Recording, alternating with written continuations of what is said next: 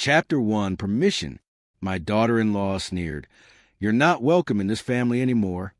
She said casually, like she'd been waiting to say it for years. My son stood behind her, silent, staring at the floor. That silence hurt more than her words. I didn't argue. I didn't beg. I simply nodded and said, Understood. When I reached my car, I sat there longer than necessary, hands steady on the wheel. I realized something important in that moment. They thought they had taken something from me. What they'd actually given me was permission. Chapter 2, the first decision. That night, I made a phone call. I didn't rush it. I didn't sound angry. I asked calm questions and listened carefully. As the banker spoke, pieces fell into place. Accounts, loans, credit lines, all quietly tied to my name. Things I had agreed to temporarily. Things that had become permanent without my noticing. By the end of the call, nothing dramatic had happened yet. No alarms. No confrontations. Just one simple truth settling in. Everything they relied on could disappear quietly. Chapter 3. Silence as a Weapon. I didn't tell them what I was doing. Over the next few days, I signed forms, sent confirmations, and withdrew my name from one obligation after another. Each step was legal. Clean. Irreversible. I went about my routine as usual. Morning coffee, evening walks, quiet dinners alone. Then on the 7th day, my phone rang at dawn. It was my son. Dad, he said, voice tight. Did you change something with the bank? I let the silence stretch before answering. I adjusted my responsibilities. I said calmly. The line went quiet. Chapter 4.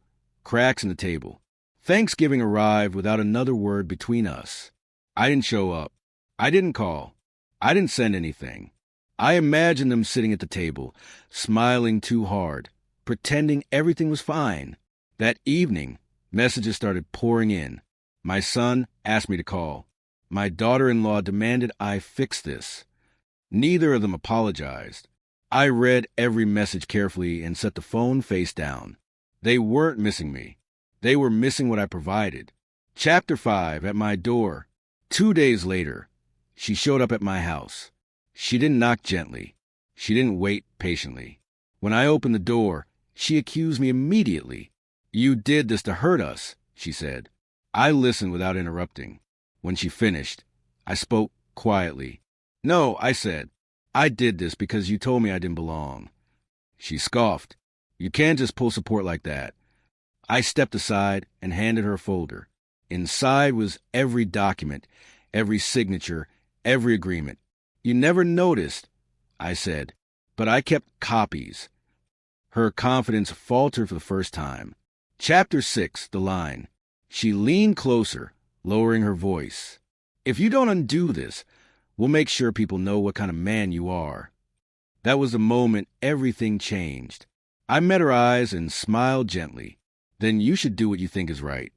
She froze. Threats only work when someone is afraid. Behind her, my son finally stepped onto the porch. He looked exhausted. Dad, he said softly, please, just until we get back on our feet. I studied him carefully before speaking. Chapter 7, the choice. Why didn't you stop her? I asked. He hesitated. I didn't want conflict. I nodded. And now you have it anyway. I told him I would help, but only if respect came with it. Only if I was treated like family, not an inconvenience. He didn't answer right away. Instead, he looked at his wife. She shook her head. That hesitation told me everything I needed to know.